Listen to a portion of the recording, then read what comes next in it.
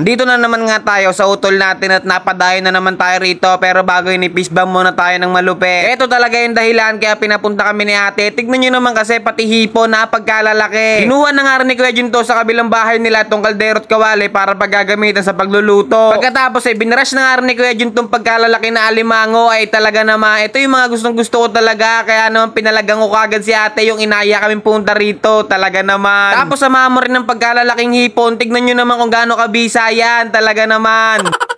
Pumunta na nga rin kami ni Kuya Jun dito sa may palengke para bumili na itong panahog sa sinigang. Isisigang kasi namin yung mga hipon doon at pakukuloan lang ni Kuya Jun yung 2 crabs na malaki doon dito sa Sprite. At pag-uwi nga namin dito sa may bahay, pinagtadtad na nga kagad ni Kuya Jun itong mga bawang at unahin na nga muna ni Kuya Jun itong ilaga itong 2 crabs na malalaki. Ay talaga naman, tignan nyo naman kasi mga utol kung gaano kabisa yan. Baka 2 sipit ka pa lang ay ma-high blood ka na dyan. Ewan ko ba sa sarili ko mga utol, bakit sa mga ganyang ulam yan, dali-dali ko talagang madagit. Aaminin ko nga sa inyo mga utol, napakatamad ko talaga kumain ng crabs, lalo na kapag maliliit. Kaya bihira lang talaga ako kumain ng crabs. Ang swerte ko na kung ganyan pa yung kakainin ko, ay talaga naman. At habang nilalaga nga kanina ni Kuya Jun yung 2 crabs na malaki doon, ako naman ay pinagkakaabalahan kong hiwa-hiwain yung mga pangrikado rito sa sinigang. Ay pasensya na kayo mga utol kung ibang lamesa naman ang kakainan natin ngayon. Lalawak talaga ang pwede mong kainan kung talagang mabait ka sa isang tao. Lalo na kung makikisama ka talaga ay tunay, hindi yung pakitang tao. Ay para sa akin, mainam na yung kakaunti lang yung barkada ko pero lahat tunay. Ay hindi ko kailangan ng barkada na sa una lang magaling. Yung sa inuman lang masarap kasama pero pag may problema ka na hindi ka na kayang damayan. Ay kung ganun lang ang ugali mo utol, hindi tayo pwedeng pagdikitin. Kaya pipili kayo ng barkada na sasamahan nyo mga utol, hindi yung puro inom lang yung iniisip, dapat pati yung kalusugan nyo rin. Ay imagine nyo na mga utol, di ba't napakasarap sa pakiramdam yun, yung tipong may iniinom ka na meron ka pang pulutan na masarap. Ganon dapat ang mga sinasamahan. Ayun yung inuman na napaka-solid talaga, yung tipong uuwi ka ng laseng pero busog ka. Ay talaga naman, sa sobrang bisa ng puputripin namin ngayon, mukhang hindi kami uuwin laseng, kundi uuwi kami busog.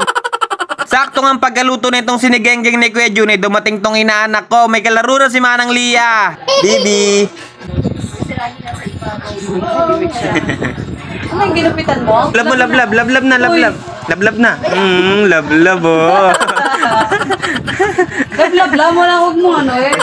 At syempre, hindi na para patagalin yan hanggat mainit pa ikanain na natin yan. Kaya naman inilapag na ni Utol ang mga dapat ilapag yan sa lamesa. Kaya ano pang ginagawa natin mga Utol? Pagsalu-saluan na natin to at masyadong marami to. Kaya naman habang nakain kami, magsha-shoutout ako. Kaya shoutout sa Utol natin na si RJ Simbrano from Malabon, kay Irish Madrigal from Pasay, kay Micah Laurente, kay Belena Lorraine, kay Ivan James Crisostomo Arumin, kay Jerome Mandapat, kay Christian Yuson from Maribet Isabela, kay Leonard Purificacion, kay OL Kenneth Gonzaga, at sa utol natin na si Shellan Fowler from Baguio City. Shoutout sa inyong lahat mga utol at maraming salamat po sa mga support na binibigay ninyo. Kaya paano mga utol, hanggang dito na lang. Paalam!